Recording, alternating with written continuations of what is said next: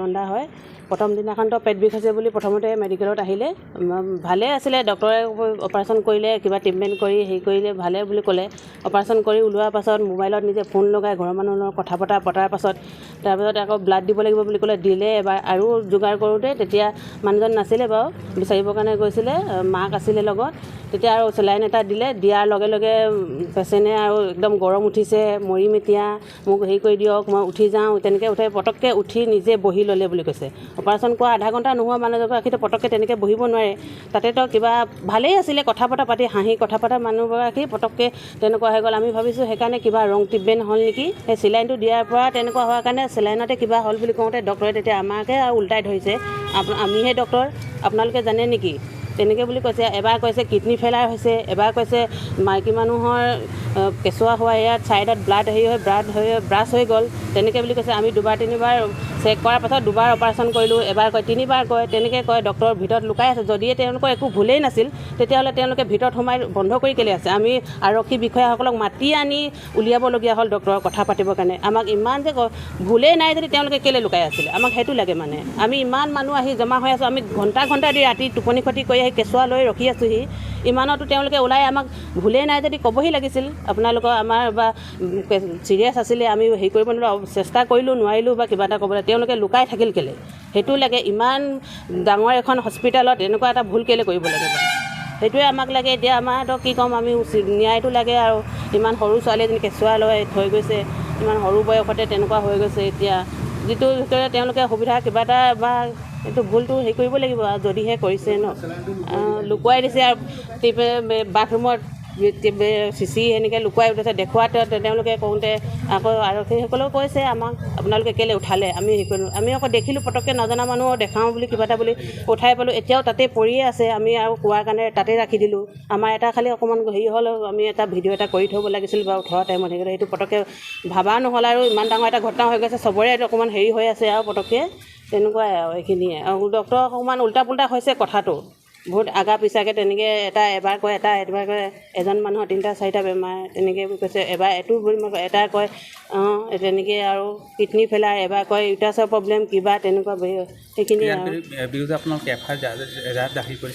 তেনেকৈ আৰক্ষী বিষয়াসকল অহা গ'লে এনেকৈ মুখেৰে ক'লে নহ'ব, কিবা এটা আপোনালোকে কৰিবৰ কাৰণে আমি সেইকাৰণে প্ৰমাণ হিচাপত থানা এজাহাৰ এটা দিয়া হৈছে।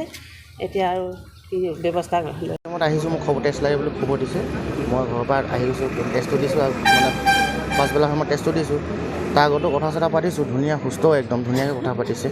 তাৰ মই আহোঁতে চেলাইনো লৈ আছে, একদম সুস্থ, যোনটো নাই সুস্থ কথা পতা হৈছে। তাৰপিছত আৰু টেষ্ট দি গুচি গ'লোগৈ আমি। তো ইমান সুস্থ মানুহগৰাকী কেনেকৈ ইমান ফটককৈ এনেকুৱা এটা ঘটনা হ'ল, সেইটোতো হ'বও নোৱাৰে। ৰং ট্ৰিটমেণ্ট দিছে। এতিয়া আপোনালোকে গৈ চাব পাৰে ওপৰত গোটেই টেষ্ট নাগৰফালে টেষ্ট ওলাই আহিছে, ফেন ওলাই আহিছে, গোটেই ফেন। আৰু বাথৰুমত আপোনাৰ বেজীটো চিচি আছে, সেইটো পেলাই থৈ দিছে বাথৰুমত। এতিয়া আপোনালোকে গৈ চাব পাৰে সেইখিনি তেনেকৈ আছে। এতিয়া দাবী মানে ইমান সুস্থ মানুহজনী এনেকুৱা এটা কেলৈ হ'ব লাগে, তাত জৰুৰ ৰং ট্ৰিটমেণ্ট কৰিছে সিহঁতে, বেলেগতো হ'ব নাই ন, সুস্থ প্ৰথম। আৰু মোবাইলটো কথা পাতিছে বুলি কৈছে, ঘৰত পেহীৰ লগত কথা পাতিছে, ভাল সুস্থ। তাৰপিছতেতো এনেকুৱা এটা ঘটনা এটা হৈছে। তো এনেকুৱা এটা কেতিয়াও হ'ব নালাগে। এইটোতো দাবী মানে কি ক'ম আৰু, এইটোতো ন্যায়টো লাগিবই। এইটো বেয়া লাগে, আমাৰতো উচিত ন্যায়টো হ'বই লাগিব। এইটো যদি এতিয়া প্ৰশাসনে কিবা যদি কৈ গৈছে যে আহিম বুলি কৈছিলে, তেতিয়াহ'লে অহা নাই, বা কোনোবা এজন আহিম বুলি কৈছিলে অহা নাই, আহিব লাগে তেখেতে, এইবিলাক ন্যায় দিব লাগিব ন। সিহঁতসকলে যদি নিদিয়ে তেতিয়া দিব কোনে আমাক? সদায় যদি এনেকুৱা হৈ থাকিলেতো কিটো হ'ব? সিহঁতৰতো ব্যৱসায়ী এইটো উচিত মানে ন্যায় হ'বলৈ তদন্ত হ'ব লাগে। মানে নিজৰ নাম গীতালী সোণোৱাল, মই ঢলাগাঁও পাইছিলোঁ। মানে মই হেৰিত আহিছিলোঁ, কি কয় বিকাশহাজাৰ আহিছিলোঁ, বিকাশহাজাৰ নাপালোঁ, ইয়াত ভৰ্তি কৰালোঁ। ভৰ্তি কৰাই মেলি পঞ্জীত লগাই ভৰ্তি কৰা মেলি কি কয় চনোগ্ৰাফি কৰাব দিলে। চনোগ্ৰাফি কৰাৰ পিছত কিবা ব্লাড জমা আছে বুলি ক'লে। ব্লাড জমা আছে পিছত ইমিডিয়েটলি অপাৰেশ্যন কৰিব লাগিব বুলি। তাৰপিছত মোক কি কয় চাইন টাইম মাৰি ল'লে। তাৰপিছত আকৌ কি কয় চনোগ্ৰাফিৰ পিছত বমি হ'ল।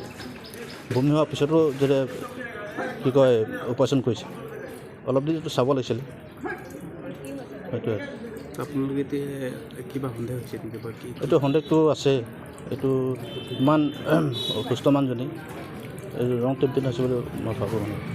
বুলি ক'ব নোৱাৰি মানুহগৰাকী, মানুহগৰাকী এক্টোপিক প্ৰেগনেঞ্চি এতিয়া আমি বিজ্ঞানৰ ভাষাত যদি বুজাবলৈ যাওঁ, য'ত গৰ্ভত মানে স্থান পাব লাগে, সেই কেঁচুৱাটিটো টিউবত স্থান লৈছিলে আৰু ফাটি গৈছিল, আৰু সেই খুব এক জটিল অৱস্থাত ৰোগীগৰাকীক লৈ অনা হৈছিল, আৰু 9:55 ৰাতিপুৱা আমাৰ ইয়াত ভৰ্তি কৰোৱা হৈছিল, আৰু ভৰ্তি কৰোৱাৰ পিছত ৰোগীগৰাকীক সম্পূৰ্ণ ভালদৰে অপাৰেশ্যন কৰা হ'ল, আৰু ঠিক ৰাতি 10টামান বজাত মানুহগৰাকীয়ে শ্বাস প্ৰশ্বাসত অসুবিধাৰ সন্মুখীন হৈছিলে, আৰু পেচাব একেবাৰে ওলোৱা নাছিল, আৰু আমি 3জন ডক্টৰে লগ লাগি আমি গোটেই পৰীক্ষা নিৰীক্ষা কৰি আমি ইমিডিয়েটলি আমি তেজৰ কিছুমান পৰীক্ষা কৰিলোঁ।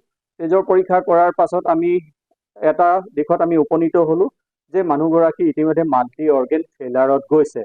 মানুহগৰাকী যিটো অৱস্থাত আহিছিল তাৰ এদিন আগৰ পৰাই তেওঁ অত্যন্ত পেটৰ বিষত মানে ভুগি আছিল, আৰু ঠিক আমি যথেষ্ট চেষ্টা কৰিছিলোঁ, আৰু তেওঁলোকৰ ঘৰৰ পৰিয়ালে কৈছিল যদি আপোনালোকে নোৱাৰে ইয়াত তেতিয়াহ'লে বাহিৰলৈ ৰেফাৰ কৰি দিয়ক। আমি কৈছিলোঁ ঠিক আছে, আমি সেইকাৰণে আমি 108ৰ লগতো যোগাযোগ কৰিছিলোঁ, কিন্তু যিটো পৰিস্থিতিত মানুহগৰাকীয়ে ছাডেন এটা চিটুৱেশ্যন সৃষ্টি হ'ল, আৰু সেইখিনি সময়ত এনেকুৱা জটিল অৱস্থাত সাধাৰণতে পেচেণ্ট এটাক ৰেফাৰ কৰা নাযায় মানৱীয়তাৰ খাতিৰত, আৰু সেইকাৰণে আমি 3জন ডক্টৰে আমি যিমান পাৰোঁ চেষ্টা কৰিছিলোঁ তেওঁৰ জীৱন ৰক্ষা কৰিবলৈ, কিন্তু আমি বচাব নোৱাৰিলোঁ মানুহগৰাকীক, আৰু এইখিনিয়ে মোৰ কথা। আৰু মই নহয় চব এতিয়া মানুহৰ আমাৰ বিজ্ঞানৰ কিছুমান শব্দ আমি সাধাৰণ ৰাইজক বুজাবলৈ যথেষ্ট অসুবিধা হয়।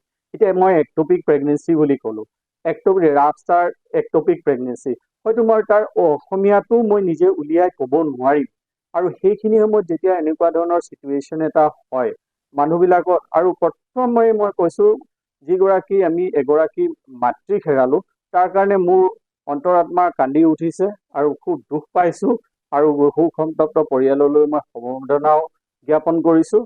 কিন্তু ময়ো আজি ইয়াতে 24 বছৰে প্ৰেক্টিছ কৰি আছোঁ, যথেষ্ট হাজাৰ অপাৰেশ্যন কৰিলোঁ, আৰু সেই অঞ্চলৰ লোকসকলেই মোক এই ডক্টৰ প্ৰণৱজ্যোতি ডেকা হোৱাত সহায় কৰিছে।